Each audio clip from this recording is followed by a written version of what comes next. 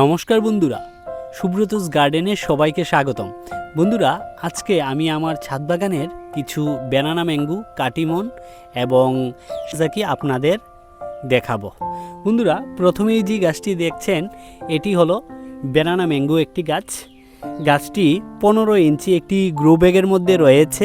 এখানে দেখুন কিছু ঘাসও উঠে গেছে এবং গাছটির বয়স 2 বছরের উপরে। দেখুন বন্ধুরা, গাছটির আমগুলাকে আমি বেগিং করিনি, তার জন্য একটু লালচে কালার হয়েছে এবং এদিকে একটি আম সম্পূর্ণ পেকে গেছে। দেখুন টুকটুকে লাল কালারের হয়ে গেছে। অ্যাকচুয়ালি বন্ধুরা, এই গাছের এই আমটি দেখুন, এই আমটি যে আছে এটি প্রায় 500 গ্রামের উপরে চলে গেছে। তার পাশাপাশি এদিকে আরেকটি আম আছে, দেখুন এই আমটিও প্রায় 500 থেকে 550-600 গ্রামের মতো হয়ে যাবে। তো এক একটির সাইজ এক এক রকম। বন্ধুরা, ওইদিকে এই যে আমটি দেখছেন এটির ওজন 300 গ্রাম, এটির ওজন প্রায় 500 গ্রামের উপরে, এটির ওজন আবার 500 থেকে 600 গ্রামের মতো হয়ে গেছে। তো এই গাছটিতে 10টি আম ছিল, তো 2-3টি আম অলরেডি পেকে গেছে। তো একটি আম এদিকে দেখুন পাকতে শুরু করেছে। তো বন্ধুরা, আমি ছাদ বাগানের গাছগুলার খুব সিম্পল পরিচর্যা করি, তার ফলে আমার এই ছাদ বাগানের যে গাছটি রয়েছে তো এই গাছটির মধ্যে, এই পাতাগুলার মধ্যে পোকামাকড়ের আক্রমণও অনেক কম। তো দেখুন এই রকম একটি ছোট্ট গ্রো ব্যাগের মধ্যে এই যে আমগুলা ধরেছে এবং আমগুলা দেখতেও বেশ ভালো লাগছে। তো অ্যাকচুয়ালি বন্ধুরা, আমাদের এদিকে যে দেশি আমগুলা আছে এগুলা অলরেডি প্রায় শেষ হয়ে গেছে, কিন্তু এই ব্যানানা ম্যাঙ্গোটা দেখছি আমার ছাদ বাগানে একটু লেট ভ্যারাইটি, পাকতে একটু দেরি হচ্ছে। আমি এই আমগুলাকে প্রথমে বেগিং করেছিলাম, বেগিং করার ফলে দেখলাম আমগুলার মানে হলদে কালার হয়ে গেছে, কিন্তু বেগিং করলে একটু ভিডিও করতে অসুবিধা হয়, তার জন্য বেগিংগুলা রিমুভ করে দিয়েছি। তার ফলে আবার দেখুন একটু গ্রিন কালার হয়ে গেছে, এর মানে আমগুলা মানে এখনও পাকেনি, তো ধীরে ধীরে পাকতে শুরু করেছে। আর যখন পাকে কালারগুলা দেখতে কত সুন্দর লাগে, দেখুন কালার টুকটুকে একদম লাল কালারের হয়ে গেছে। বন্ধুরা, ছাদ বাগান করার এটাই মানে বিরাট আনন্দ, যখন নিজের ছাদ বাগান থেকে এই রকম মানে সুন্দর সুন্দর আম দেখতে পাওয়া যায় বা পেরে খাওয়া যায়। এটাই একটা মানে ছাদ বাগান করার একটা অরিজিনাল একটা আনন্দ। তো বন্ধুরা, দেখুন এই ছোট্ট একটি গাছে কি সুন্দর ব্যানানা ম্যাঙ্গো ধরে রয়েছে। এবং আরেকটি জিনিস বন্ধুরা, আমার ছাদ বাগানে এই গাছগুলা প্রথম আম ধরেছে। গত বছর গাছগুলাতে আমি সুন্দরভাবে প্রুনিং করে দিয়েছি। দেখুন প্রুনিংয়ের ফলে এদিকে 1, 2, 3, 4টি ডাল রয়েছে এবং 4টি ডাল থেকে আরও ছোটো ছোটো অনেকগুলা ডাল বেরিয়েছে। তো আগামীবার থেকে নেক্সটে আম আরও প্রচুর ধরবে আশা করা যায়। তা এদিকে চলুন বন্ধুরা, আমার আরও অনেকগুলা ব্যানানা ম্যাঙ্গো গাছ রয়েছে, একে একে আপনাদের দেখিয়ে দিচ্ছি। চলুন বন্ধুরা, এদিকে দেখুন আরেকটি ব্যানানা ম্যাঙ্গো গাছ। এই গাছটিও 15 ইঞ্চি একটি গ্রো ব্যাগের মধ্যে রয়েছে এবং গাছটির বয়স 2 বছর থেকে উপরে। ওইগুলা মানে এই আগের যে গাছটি দেখিয়েছি এবং এই গাছটি একদম সেম। দেখুন আমগুলা দেখতে কত সুন্দর লাগছে। এখানে 1, 2, 3, 4 আর 5, 6, 7, 8, 9, 10। এই গাছটিতে মোট 15টি আম ছিল।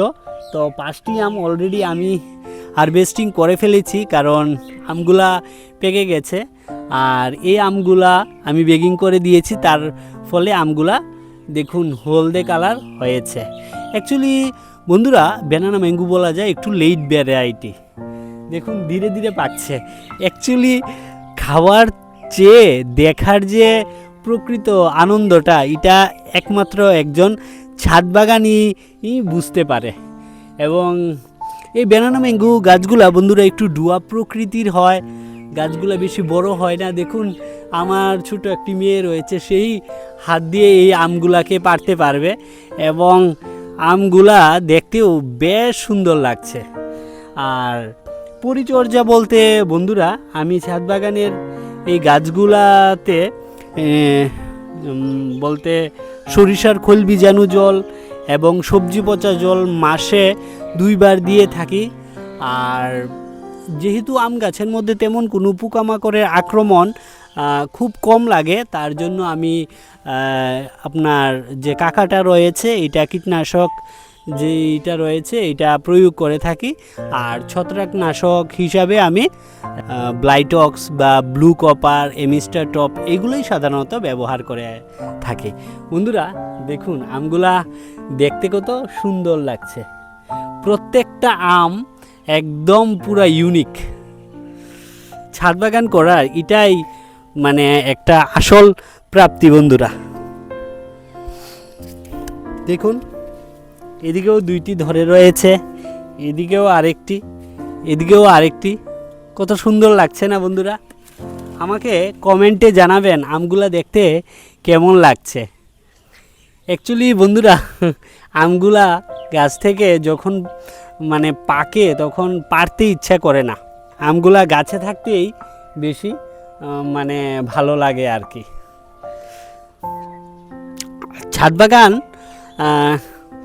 আমার 3 বছর চলছে এবং এই গাছগুলা যখন আমি এনেছিলাম তখন গাছগুলার বয়স ছিল 1 বছর। আর আমার ছাদ বাগানে এই গাছগুলাকে আমি যত্ন করছি 1 বছর। তো এই 2 বছরের মাথায় প্রথম বছর অ্যাকচুয়ালি বন্ধুরা মানে গাছগুলাতে মুকুলও আসেনি বা কোনো ধরনের আমি মুকুল নেওয়ার চেষ্টাও করিনি আর কি।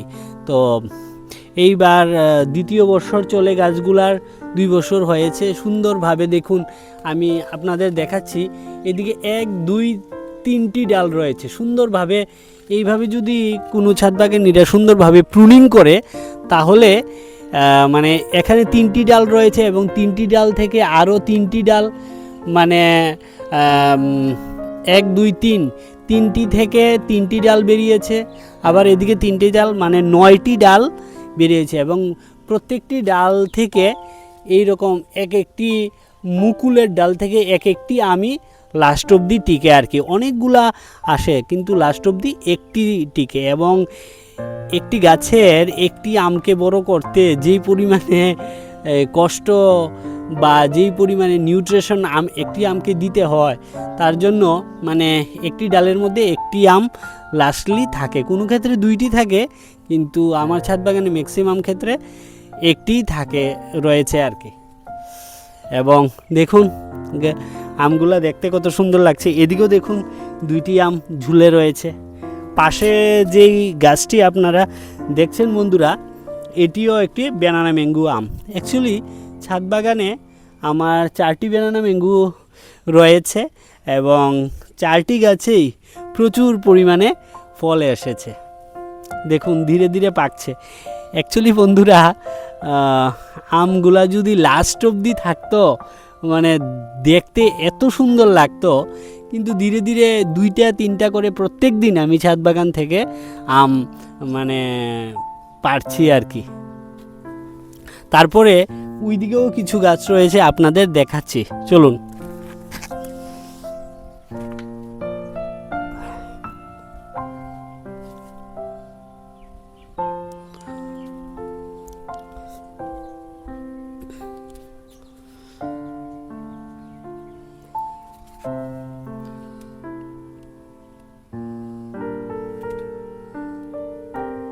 তুলার আম এই গাছগুলা থেকে তুলনামূলক একটু ছোট, আর এই গাছগুলার আম দেখুন কত বড় হয়েছে।